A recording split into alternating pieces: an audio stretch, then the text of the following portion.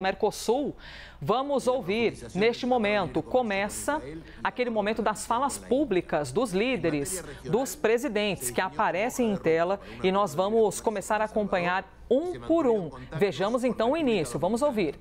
Comércio com El Salvador e mantivemos contatos com a República Dominicana e Panamá para termos negociações também. Em relação à agenda mais ampla, neste semestre, os ministros da Justiça concordaram em trabalhar num intercâmbio de boas práticas e uso de tecnologias em cooperação jurídica internacional. Em termos penais, os ministros do Interior estabeleceram mecanismos de cooperação para o combate a organizações criminosas transnacionais, buscando prevenir, investigar e reprimir o terrorismo e outros delitos transnacionais como o narcotráfico, o tráfico de armas, de munições, explosivos e o tráfico de pessoas. Da mesma forma, concordaram com um grupo de trabalho Nós estamos acompanhando o ministro das Relações Exteriores da Argentina, que fala neste momento, Gerardo Wertheim, ministro das Relações Exteriores. Deixa eu me despedir aqui corretamente da senadora. Pronto, senadora, temos a senhora aqui novamente. Obrigada demais pela gentileza da entrevista, de trazer o olhar de um setor que é tão potente para a nossa economia. Obrigada, ministra Tereza Cristina. Eu que agradeço e um ótimo dia para vocês. E a gente chama gentilmente, obrigada, elegantemente senadora, de ministra, porque fora ministra, né, ex-ministra e agora senadora. Muito obrigada, senadora e ministra. 10h18, vamos aqui em frente, a gente volta a ouvir o que ocorre neste momento no encontro da cúpula, porque a gente está vendo uma fala e é tudo muito cronometrado, entendeu? Você tem de falar ali 5, 10 minutos, acabou. E já passar a palavra adiante. Vamos ver o que diz neste momento o ministro das Relações Exteriores da Argentina. Senhores presidentes, a diversidade de enfoque entre nossos países não é um obstáculo, e sim uma riqueza que tratamos com respeito e realismo. Não se trata de uniformizar visões, e sim de tratarmos de nossas particularidades legítimas, guiarmos pelo pragmatismo e pela vontade de cooperação. Nesse espírito, temos trazido que a afinidade política se afirme como instrumento útil para trazermos a confiança e articular respostas coordenadas de cada região. Cada governo tem um mandato soberano, surgido da vontade livre de seu povo. Honrar esse princípio tem sido e deve seguir sendo um compromisso democrático fundamental nosso. Aprovamos a consideração os seguintes documentos: o projeto de comunicado conjunto dos presidentes dos Estados-partes do Mercosul, projeto de declaração especial sobre integração e segurança energética do Mercosul, projeto de comunicado conjunto dos presidentes e dos Estados-partes do Mercosul e associados, e projeto de declaração especial dos presidentes e dos Estados-partes do Mercosul e associados sobre a questão das Ilhas Malvinas. Quero terminar esse breve informe agradecendo nossas equipes de trabalho de todos os países aqui representados. Entendemos que esse esforço e a dedicação contribuíram para a modernização do Mercosul e a concretude das prioridades definidas pela presidência pro tempore da República Argentina. Desejamos os êxitos na próxima presidência pro tempore do Brasil. Muito obrigado. NN Brasil, neste Breaking News estamos acompanhando o encontro da cúpula e aí você tem uma imagem macro dos integrantes. Cadê o presidente brasileiro? Já vou conseguir localizar aqui, mas lá o centro aí aparece. O presidente da Argentina, Javier Milei, dúvida? Isso, essa era a minha dúvida já respondida. Vamos ouvir ao vivo o presidente Javier Milei. Quero dizer mais uma vez que o idioma foi dado ao homem para ocultar seus pensamentos, mas isso foi caracterizado de forma correta, em especial para o discurso diplomático, nos quais muitas vezes, em fóruns, em encontros como esse, a norma é falar dizendo o menos possível, ou dizendo de certa forma que o plano, nosso objetivo, seja interpretado. Essa altura, eu soube que eu quero que vocês saibam que eu não creio em mensagens ocultas. Eu prefiro falar uma verdade difícil a dizer uma mentira confortável. quando tem uma direção clara, falar de forma clara é o melhor caminho. É algo que é difícil muitas vezes. Por isso, quando assumimos a presidência pro-tempore do Mercosul, ficamos animados a dizer que temos muito em comum há muito tempo, mas que nada impediria trazer a nossa voz. Originalmente, o Mercosul foi criado com a intenção de integrar as economias da região. E em algum momento ele passou a ir mais ao norte e muitas vezes ele acabou prejudicando muitos cidadãos e privilegiando outros setores. A barreira que levantamos para nos proteger comercialmente, num momento que considerava valioso, acabou nos tirando do comércio e da concorrência global e acabou castigando nossas populações com serviços e bens piores e com preços piores, e contribuiu para o crescimento, para frear o crescimento de nossas economias. Ao mesmo tempo, a organização exigiu que trouxemos o financiamento, fizéssemos um financiamento para manter uma estrutura democrática. E com isso acabamos levando a promoção, cortando um pouco a promoção de direitos efetivos e liberdades fundamentais dos cidadãos. O saldo do Mercosul é que ele acabou não cumprindo todo o seu objetivo inicial. Ele acabou limitando liberdades econômicas e nos tirou oportunidades da região. O Mercosul, que de mercado comum, acabou sendo cada vez menos um mercado comum. Portanto, nós temos de ter um esquema comercial muito mais livre, um regulatório muito mais livre, e não nessa cortina de ferro que nos submetemos, para que cada país possa ter autonomia para aproveitar suas vantagens comparativas, concorrenciais e seu potencial exportador. Entendemos que as limitações que enfrentávamos acabavam trazendo um paradigma semelhante, porque as trocas profundas, elas acabavam sendo seguradas por estruturas rígidas. Por outro lado, sabemos que há uma diferença entre falar e fazer, e sabemos que é muito mais fácil exigir do que propor coisas concretas. Por isso, decidimos, nesse exercício da nossa primeira presidência pro-tempore, a traduzir esse caminho em medidas tangíveis e realizáveis. Em primeiro, ampliamos a lista de exceções de taxas alfandegárias para os cidadãos e empresas. Avançamos também a nossa proposta da revisão de tarifas alfandegárias externas comuns, que, como todos sabemos, ela é excessivamente alta e prejudicial para consumidores em nossos países. Essas tarifas alfandegárias deveriam, pelo menos, estar nos padrões internacionais, para que possamos ter acordos melhores no futuro. Além disso, a Argentina liderou e conseguiu fechar um acordo com o Mercosul e com a Associação Europeia de Livre Comércio. Esse resultado foi possível graças ao compromisso dos Estados-partes, o profissionalismo das equipes de negociação, a quem quero trazer aqui o meu reconhecimento. O acordo com o EFTA conecta o Mercosul com um bloco altamente competitivo, cujo PIB chega a 1,5 bilhões de dólares, representa o PIB per capita acima de 95 mil dólares por ano, um dos mais altos do mundo. Isso é um marco jurídico moderno que nos permitirá aprofundar e expandir os investimentos nos países da EFTA na nossa região. Também celebramos o relançamento do vínculo com a União Europeia.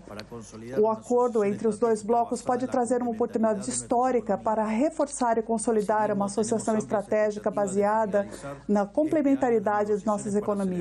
Temos amplas expectativas de finalizar as negociações para celebrar um acordo comercial com os Emirados Árabes Unidos e aprofundar o acordo preferencial de comércio com a Índia, além de aprofundar o Tratado de Livre Comércio entre o Mercosul e Israel. Em resumo, são as negociações que tivemos também entre Mercosul e El Salvador, e também pretendemos ter outras com o Panamá, a fim de concluir tratados de livre comércio. Em matérias de segurança, enfrentamos o grande desafio de tirar da região o câncer do crime organizado.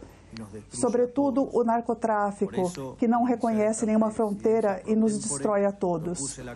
Por isso, ao iniciar essa presidência pro tempore, eu propus a criação de uma agência do Mercosul contra o crime organizado transnacional. É um recurso que não pode esperar. Precisamos agir de forma urgente. Não podemos nos parar em declarações e dúvidas. Devemos transformar os feitos dos nossos governos, os compromissos assumidos. Hoje, posso anunciar que demos um grande passo, tanto na recente reunião dos nossos ministros de Segurança Interna, como na declaração conjunta do Fórum de Consulta Política do Mercosul, para criar essa agência tão necessária ao longo deste ano. O primeiro comando da capital e o comando vermelho se estenderam por todo o Mercosul, e se isso acontecer, toda a região estará em perigo, e será impossível reivindicar isso a partir do país de origem. Portanto, eu termino essa presidência deixando o compromisso para a próxima presidência a cargo do Brasil, que continuemos lutando no Mercosul, trazendo as ferramentas necessárias para combater o crime transnacional organizado. Nesta mesma linha, também não devemos fazer vista grossa para os grandes casos de detenções ilegais na Venezuela. Tratam-se de cidadãos privados que são violados de liberdade ou de qualquer tipo de direito, e exigimos a liberdade deles. Em particular, reforçamos o nosso firme compromisso pela liberação imediata de um policial argentino. Nós pretendemos buscar o diálogo como ponto de partida para alcançar objetivos futuros e não um fim em si mesmo. Daqui em diante, tentaremos acelerar a abertura comercial mais aprofunda e adequada à realidade dos nossos povos, que exige mais agilidade em seus fins burocráticos. É preciso recordar que o custo da oportunidade nunca é pago pelo burocrata, e sim pelos empresários e, por extensão, aos trabalhadores. Não pode existir trabalhador sem empresas, nem empresa sem mercado. Isso acaba, quando reforçamos esses aspectos mais burocráticos, acabamos trazendo pior emprego para os nossos povos, os salários rebaixados, inatividade nos mercados, e esses acabam sendo fechados. Cada ano que passa sem maior liberdade comercial é um ano em que uma empresa não pode mais crescer nem contratar, enquanto os funcionários responsáveis por gerir esses acordos seguem pagando um preço. Devemos pensar no Mercosul como um escudo que nos proteja do mundo e começar a pensar como uma lança que possa entrar de forma efetiva nos mercados globais e não mais no escudo, perdão. Um mercado que não tem essas barreiras aduaneiras que nos excluíram. Cremos que a direção do Mercosul deve ser essa. Sabemos que compartilhamos muito em comum e não devemos deixar que nossas diferenças em questões acessórias nos dividam. Sabemos também que adotar essas ideias irá trazer um novo equilíbrio, e estamos seguros de que esse equilíbrio ele será benéfico para todos, mas sempre uma nova ordem tem seus custos, especialmente para alguns setores que são muito beneficiados pelo status quo anterior. Não podemos deixar que a defesa desses interesses do passado impeça a execução de acordos essenciais para sobreviver e prosperar no futuro da região e seu papel no mundo. Não podemos perder de vista que somos apenas agentes da vontade geral de nossos povos e não da vontade particular de alguns setores, sejam eles empresários ou militantes políticos.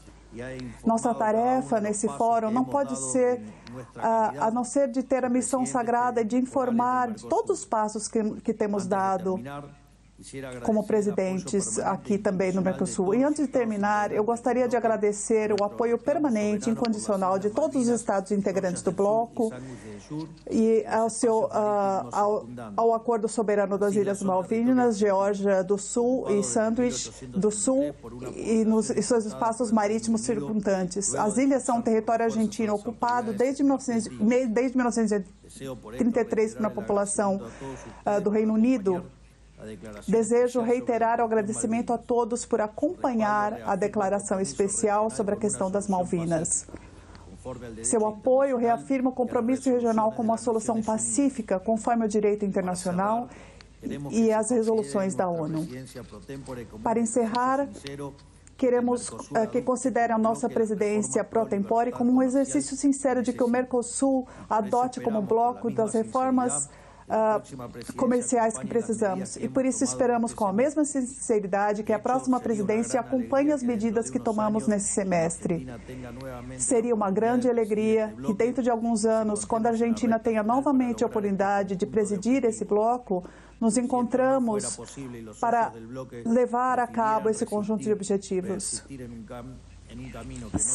Mas alguns membros do bloco preferiram resistir em um caminho que não nos traz resultado. Então, teremos que insistir em flexibilizar as condições da sociedade que nos unem.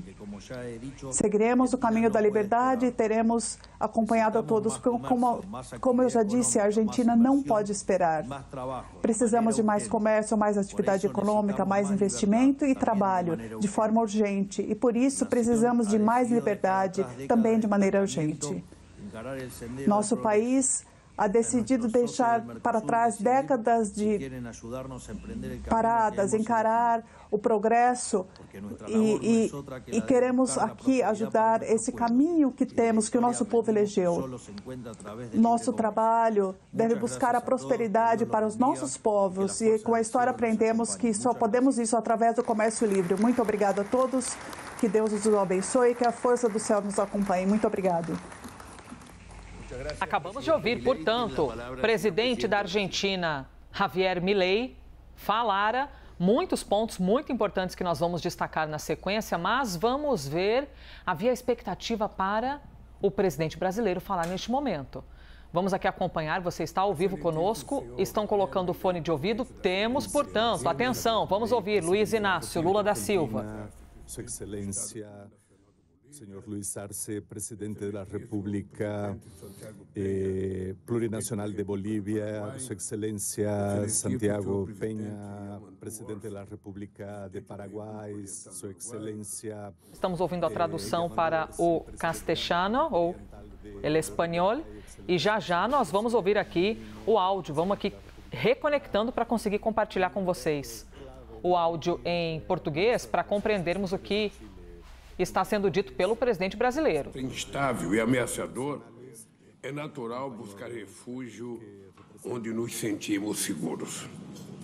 Para o Brasil, o Mercosul é esse lugar. Ao longo de mais de 3 décadas, erguemos uma casa com bases sólidas, capaz de resistir à força das intempéries. Conseguimos criar uma rede de acordos que se estendeu aos Estados associados. Toda a América do Sul se tornou uma área de livre comércio baseada em regras claras e equilibradas. Estar no Mercosul nos protege. Nossa tarifa externa comum nos blinda contra guerras comerciais alheias. Nossa robustez institucional nos credencia perante o mundo como parceiros confiáveis. Não é à toa que um número cada vez maior de países e blocos estejam interessados em se aproximar de nós. Atestei esse interesse pessoalmente nos contatos que mantive com líderes de diversas regiões. Enfrentaremos o desafio de resguardar nosso espaço de autonomia em um contexto cada vez mais polarizado. A presidência brasileira representará uma oportunidade para refletir sobre o lugar que almejamos ocupar no novo tabuleiro global. Nesse esforço, será imprescindível conferir prioridade a 5 questões. A primeira delas é o fortalecimento do comércio entre nós e com os parceiros externos. Ainda há fronteiras a ultrapassar, como a inclusão dos setores automotivo e açucareiro em nossa união aduaneira. Adiar essa tarefa significa sacrificar o potencial estratégico do bloco na produção de veículos elétricos e biocombustíveis. Não se constrói prosperidade apenas com grandes negócios. É necessário reativar o Fórum Empresarial do Mercosul e oferecer maior apoio a pequenas e médias empresas. Podemos diminuir custos e reduzir riscos cambiais, utilizando nossas próprias moedas. Precisamos de um sistema de pagamento em moedas locais, revigorado e moderno, que facilite as transições digitais. É importante ampliar mercados e diversificar parcerias. Por isso, quero saudar a conclusão das negociações com a Associação Europeia de Livre Comércio. Estou confiante de que até o fim deste ano assinaremos os acordos com a União Europeia e com a EFTA, criando uma das maiores áreas de livre comércio do mundo. Também avançaremos nas tratativas com Canadá e Emirados Árabes. Na região, é preciso trabalhar com o Panamá e a República Dominicana e atualizar os acordos com Colômbia e Equador. É hora de o Mercosul olhar para a Ásia, centro dinâmico da economia mundial. Nossa participação nas cadeias globais de valores se beneficiará de maior aproximação com o Japão, China, Coreia, Índia, Vietnã e Indonésia. A circulação de bens e serviços depende de infraestrutura adequada. O Programa Brasileiro Rota da Integração Sul-Americana visa a encurtar distância e diminuir custos. A conclusão da Rota Bioceânica, que conecta Brasil, Paraguai, Argentina e Chile, reduzirá em até 2 semanas o tempo de viagem até a Ásia. Fazem parte da rota 2 projetos brasileiros recentemente aprovados pelo FOSEM, que vão melhorar o saneamento e a conectividade viária das populações fronteiriças de Corumbá e Ponta Porã.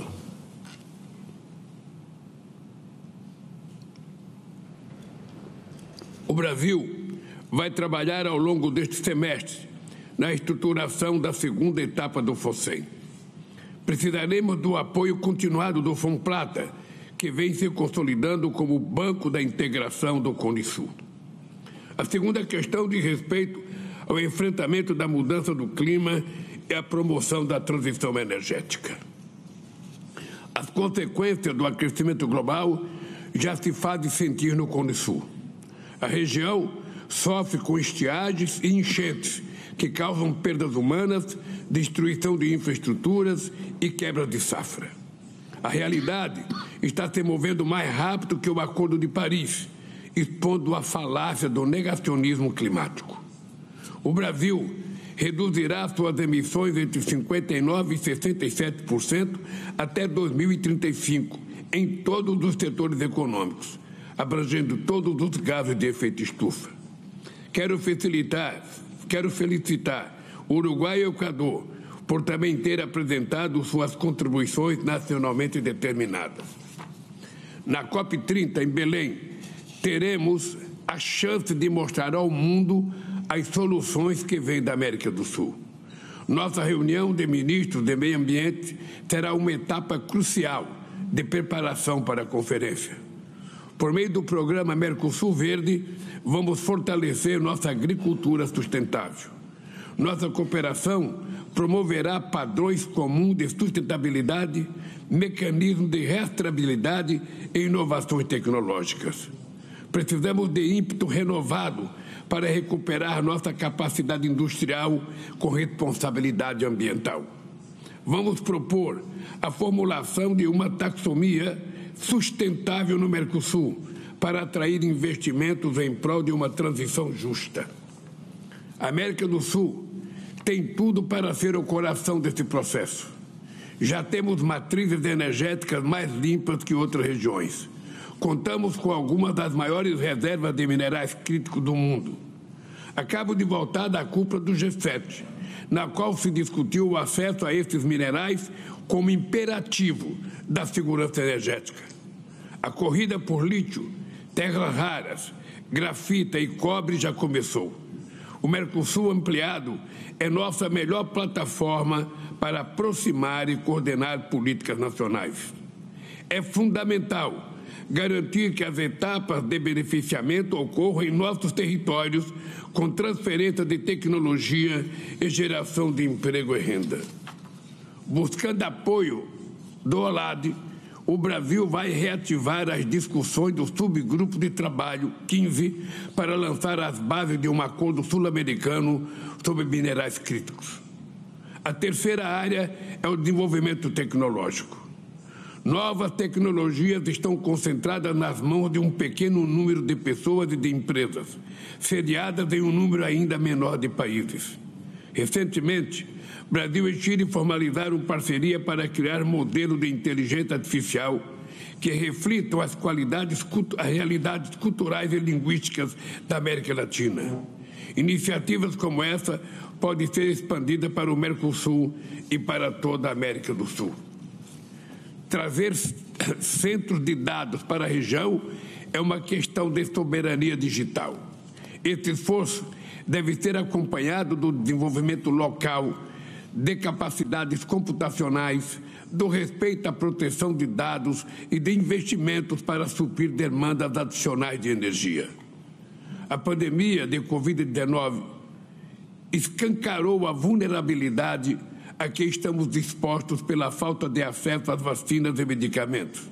O Brasil quer fazer do Mercosul um polo de tecnologia da saúde capaz de atender às necessidades de nossa população.